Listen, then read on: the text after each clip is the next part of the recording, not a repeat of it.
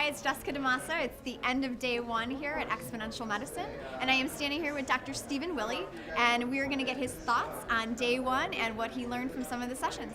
So before we do that, Dr. Willey, introduce yourself. Where are you from? I'm from St. Louis, Missouri. Okay. And I lived in California and trained at Stanford and have been at St. Louis for about 20 years now. Okay, and what kind of doctor are you? Internal medicine. Internal medicine. Okay, so from the physician perspective, what did you learn today? What are you going to take back home with you?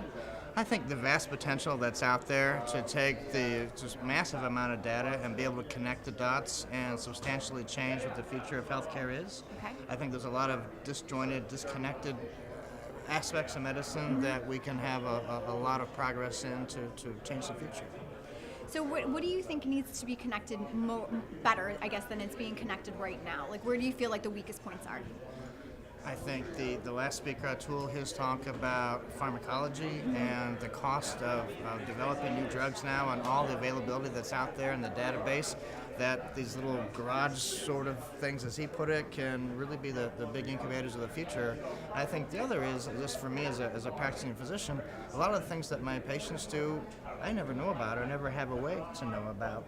There's all kinds of data being generated, but really no way for it to get to me, and to get to me in a meaningful way. Right. I don't want reams of data that I can't take care of. I have to take care of people. I can't spend hours and hours using data that I don't know how to use. Right. To find it in a concise, usable way for me as a physician would be fantastic.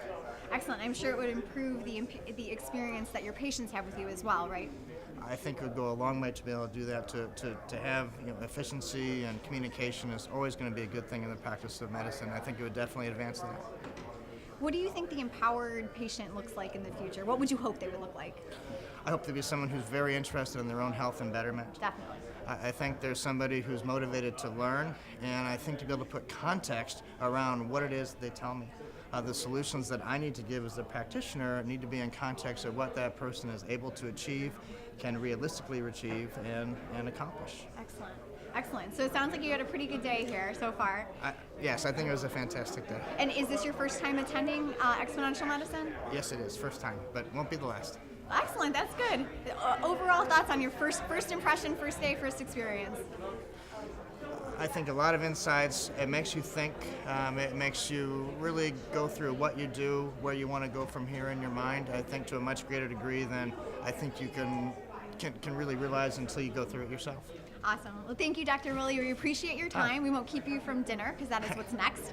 So join us tomorrow. We'll be back on the street here in the hallways of the Del Coronado Hotel, talking to everybody who's attending Exponential Medicine and finding out, what the future of medicine can look like. Thanks so much. Thank you.